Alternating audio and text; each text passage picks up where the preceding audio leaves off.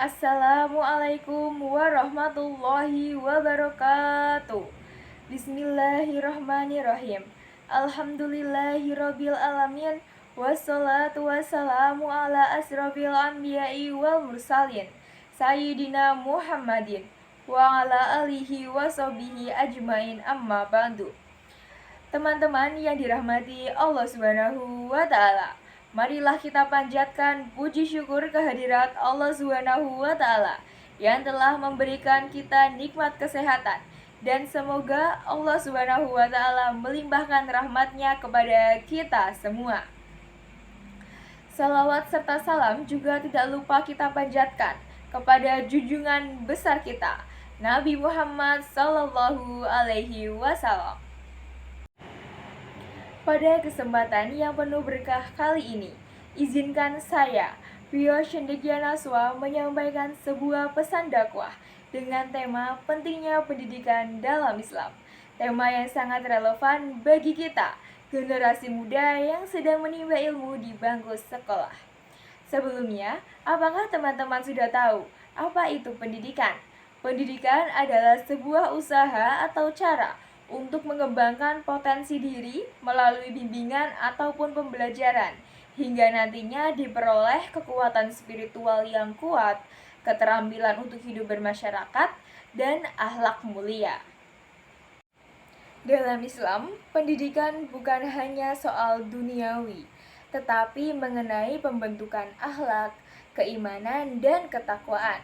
Tujuan utama pendidikan dalam Islam adalah mengembangkan dan membentuk manusia yang memiliki akhlak mulia, yang beriman dan bertakwa kepada Allah Subhanahu wa taala.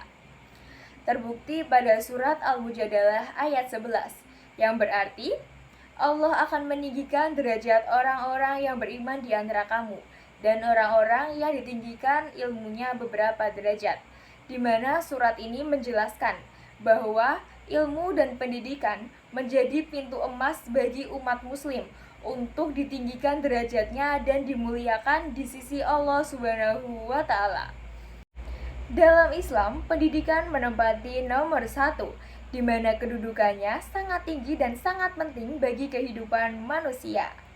Terbukti pada turunnya wahyu pertama pada Nabi Muhammad SAW, yaitu surat Al-Alaq ayat 1 hingga 5, yang berbunyi, Bismillahirrahmanirrahim, Iqra' bismi rabbikal ladzi khalaq, khalaqal insana min 'alaq, Iqra' wa rabbukal akram, alladzi 'allama bil qalam, 'allamal insana ma lam ya'lam. Shadaqallahul adzim. Pada surat ini, Allah Subhanahu wa taala memerintahkan umatnya untuk membaca. Terbukti surat ini menjadi bukti nyata bahwa Allah Subhanahu wa taala menjadikan ilmu dan pendidikan sebagai dasar kehidupan manusia, mulai dari hal kecil yaitu membaca. Selain itu, ilmu juga merupakan cahaya kehidupan, seperti sabda Rasulullah Shallallahu alaihi wasallam, yaitu menuntut ilmu itu wajib, baik laki-laki maupun perempuan. Hadis riwayat Ibnu Majah. Pada hadis ini menegaskan kewajiban umat muslim yaitu menuntut ilmu, baik laki-laki maupun perempuan.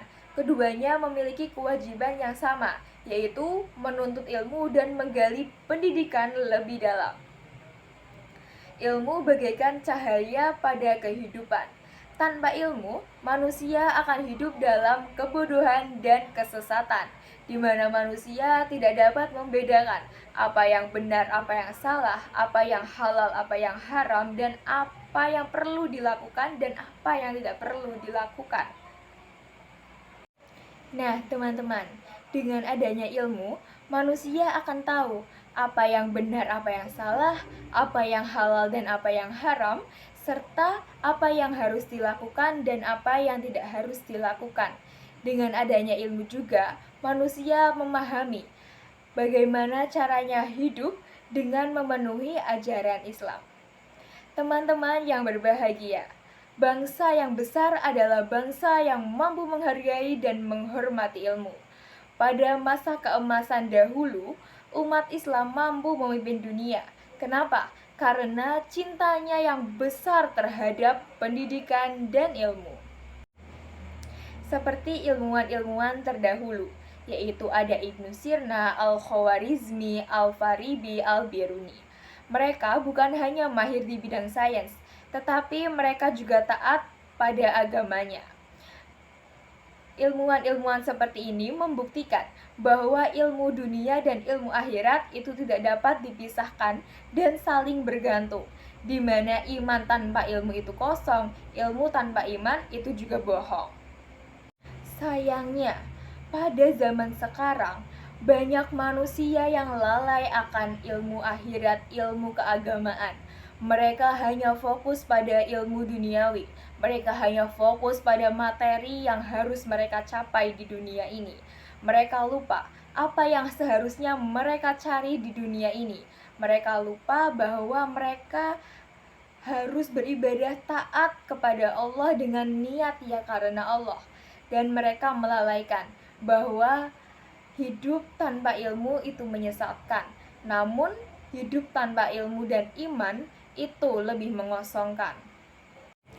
Untuk memutus hal-hal seperti ini, kita harus menciptakan lingkungan yang baik dan kita harus mencetak generasi penerus yang lebih baik lagi agar bangsa ini menjadi bangsa yang lebih besar dan lebih baik lagi.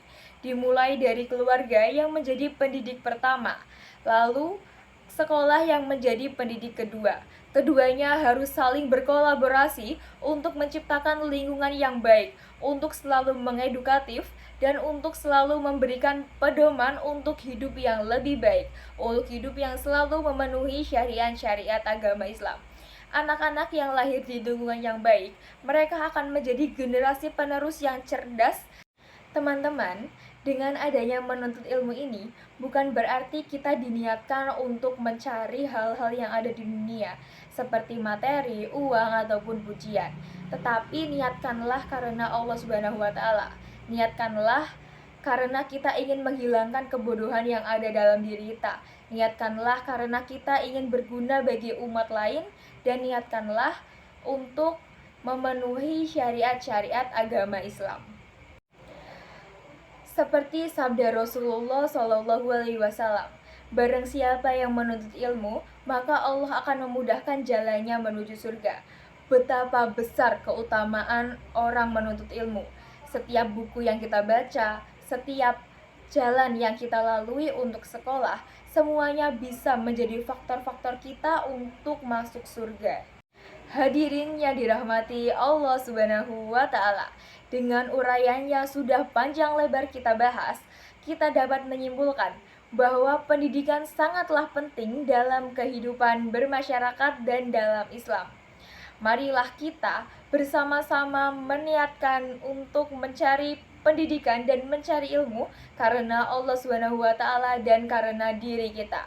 Semoga Allah Subhanahu wa Ta'ala membuat kita, menciptakan kita agar selalu haus akan ilmu, agar selalu tertarik untuk mencari ilmu di dunia dan untuk di akhirat nantinya. Sekian dari saya. Wassalamualaikum warahmatullahi wabarakatuh.